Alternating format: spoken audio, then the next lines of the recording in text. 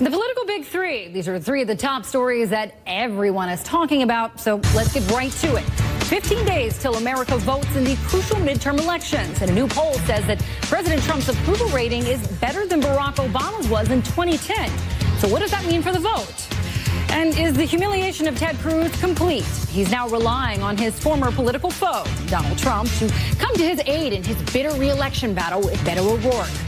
And a potential new crisis looms as refugees from Guatemala and Honduras flee to Mexico and possibly the United States. The president is pushing to stop the so-called caravan before it gets to the border. Joining me now for the discussion, Republican strategist John Thomas and Democratic strategist Dave Jacobson.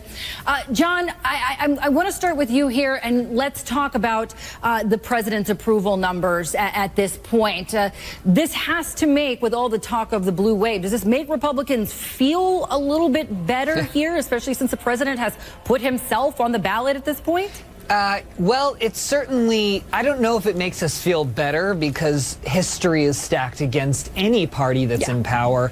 Democrats still have consistently maintained an advantage on the generic ballot. But what it does do is it might signal to us as Republicans that Republicans are starting to wake up, that the traditional Republican coalition in a midterm is likely to vote, and that even if the Democrats take control of the House, it probably won't be like what we saw in 2010, a real wave where Democrats sweep 60 seats, dominate the state legislatures. We might see, in fact, where Republicans, in fact, we think it's likely that Republicans will hold the Senate, perhaps pick up a couple seats, and might narrowly lose the House. So I don't want to say that we're happy, but it's certainly an indication that we're more pleased about than we were a couple weeks ago. Yeah, but I mean, Dave, again, talking about the blue wave, remember Barack Obama famously talking about that shellacking that they took in 2010. And you look at some of these prominent races, and it does appear, even though that approval rating for the president may be higher, it does appear like there are some of these seats that are in jeopardy here. Look, we just the CNN poll with Florida at this point, the Senate, the governorship. I mean, we're looking at some of these places that typically wouldn't have gone Democratic, like a Democratic governor in Florida. And it does appear there are some changes on the horizon. Yeah, there's an enormous disconnect that's really striking between that 47% approval rating that you're seeing with Donald Trump and then the 9+ advantage for Democrats on the generic ballot. But look, let's not forget, back in 2010, President Obama, according to Chuck Todd on Meet the Press yesterday, had a 47% approval rating at this point going into the midterm elections, and Democrats lost a whopping 63 seats in the House. Similarly, in 1994, Bill Clinton had a 48% approval rating, and Democrats lost 54 seats in the House of Representatives. So while the President Trump may be hovering around 47%, according to this new NBC Wall Street Journal poll, that doesn't necessarily translate down ticket. And I think that whopping 9-point advantage that Democrats have does indicate that there is a blue wave coming and that Democrats are poised to take back the House. The Senate, on the other hand, is increasingly looking like it's going to be in GOP control, unfortunately for Democrats, but that's at least what the polls look like at this point.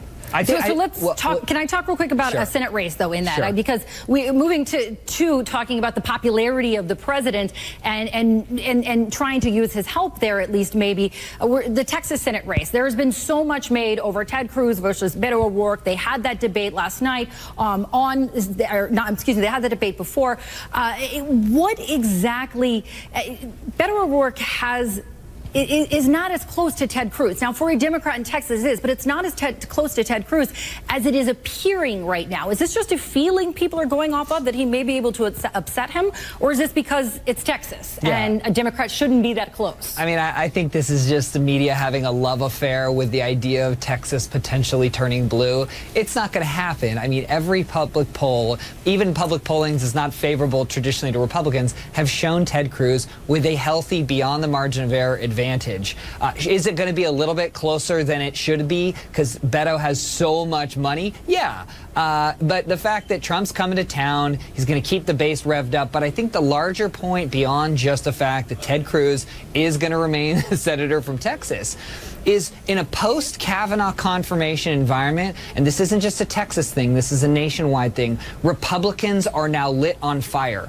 Until Kavanaugh, there was a marked enthusiasm gap between Democrats having their hair on fire for the last year since Trump's been president, and Republicans. Do you agree with that, Dave? Do you agree with that, Dave? Can I get Dave in real quick? Yeah. Do you agree with that, Dave?